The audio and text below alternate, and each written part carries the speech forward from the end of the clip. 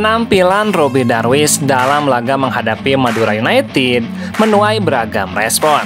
Pemain muda Persib Bandung ini dipercaya menggantikan Beckham Putra yang mendadak dihukum Komdis PSSI beberapa jam sebelum pertandingan.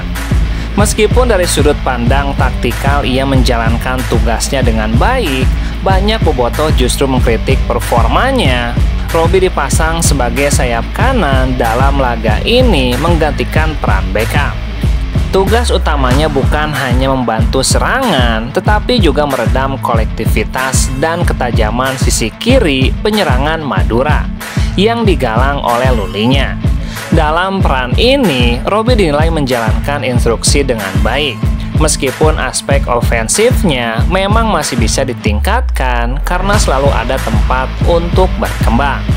Pelatih Persib Boyan Hodak menilai kritik terhadap Robby tidak sepenuhnya berdasar.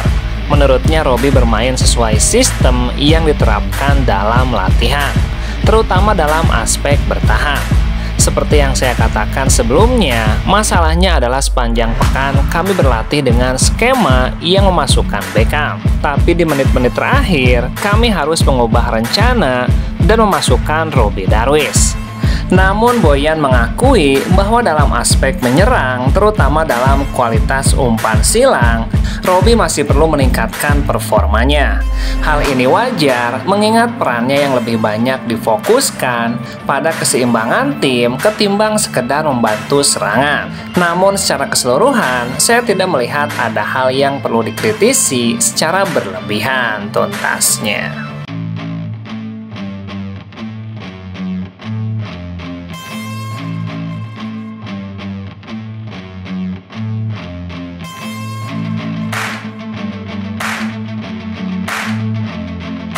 Pelatih Persebaya Surabaya, Paul Monster, terus menggembleng punggawannya jelang laga menghadapi Persib. Pasalnya laga yang digelar di Stadion Gelora Bung Tomo menjadi penentu bagi nasibnya. Untuk itu, Paul Monster mengajak seluruh jajaran pelatih maupun pemain agar fokus selama persiapan hingga pertandingan nanti. Salah satu yang ditekankan oleh Paul Monster ialah kolektivitas atau kerjasama antar lini.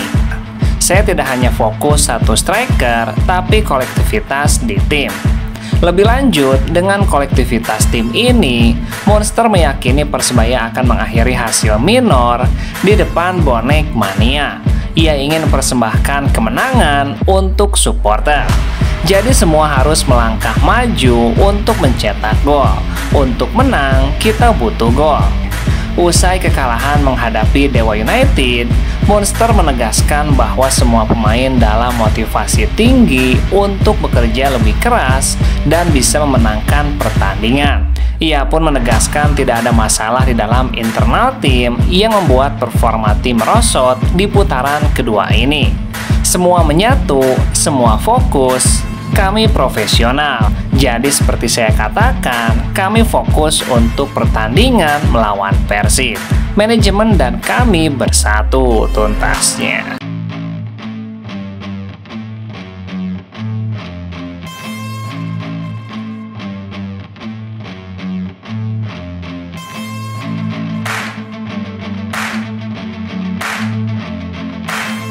Persijap Jepara akhirnya memastikan diri promosi ke Liga 1 setelah mengalahkan PSPS Pekanbaru dengan skor tipis 1-0.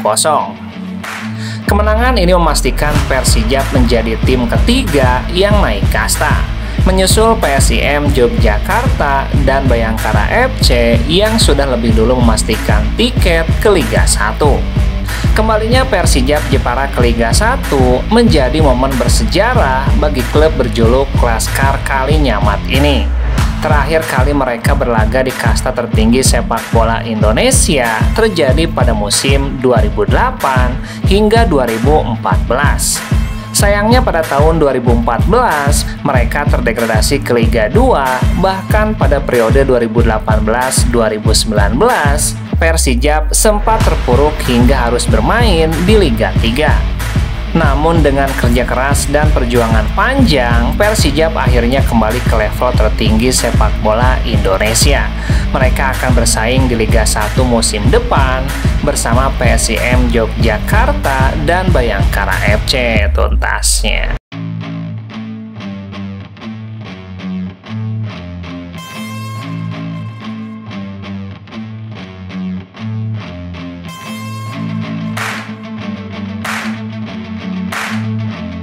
Tim Persib Bandung tengah bersiap menghadapi laga melawan Persebaya pada 1 Maret mendatang, yang bertepatan dengan awal bulan suci Ramadan. Bek kiri Persib Edo Febriansyah optimis timnya bisa mengawali bulan puasa dengan hasil positif melawan Persebaya. Alhamdulillah, kayak biasanya latihan kita. Habis break 1 hari, latihan kembali, kita latihan mempersiapkan buat lawan Persebaya dan mengawali puasa dengan Persebaya. Meski pertandingan digelar di Surabaya yang dikenal memiliki cuaca panas, Edo tidak menganggapnya sebagai kendala besar. Menurutnya, jadwal pertandingan yang dimainkan malam hari cukup membantu kondisi fisik para pemain. Iya, kan mainnya malam, jadi aman. Nanti kita juga persiapan di sini. Mungkin masih ada waktu untuk mempersiapkan lawan Persebaya. Edo juga menjelaskan situasi sulit yang sedang dialami Persebaya tidak bisa dijadikan patokan. Ia menyadari bahwa setiap tim yang menghadapi Persib selalu memiliki motivasi berlipat. Dengan persiapan matang dan kondisi tim yang semakin membaik, Edo berharap Persib bisa meraih kemenangan di laga tandang ini. Ia yakin bahwa kemenangan melawan Persebaya bisa menjadi awal yang baik untuk mengarungi Ramadan dengan semangat tinggi. Dan kita juga lebih fokus lagi untuk meraih kemenangan tuntasnya.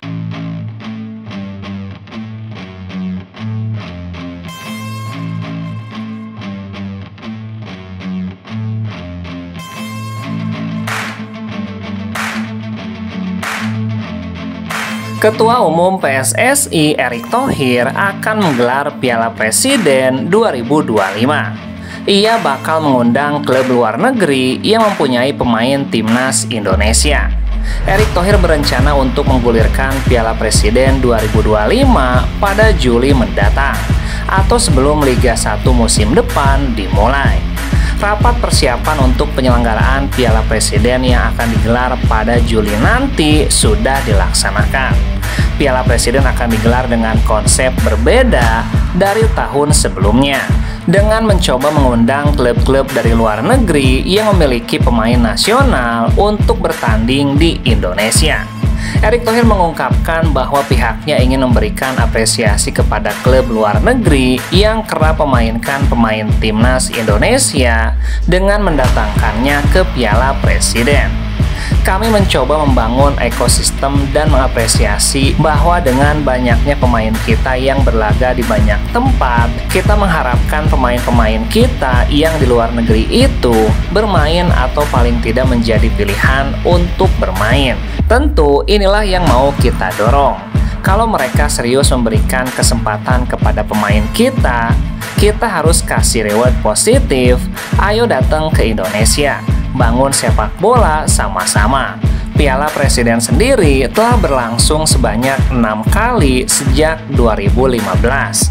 Arema FC menjadi klub tersukses dengan 4 gelar juara pada 2017, 2019, 2022, dan 2024 tuntasnya.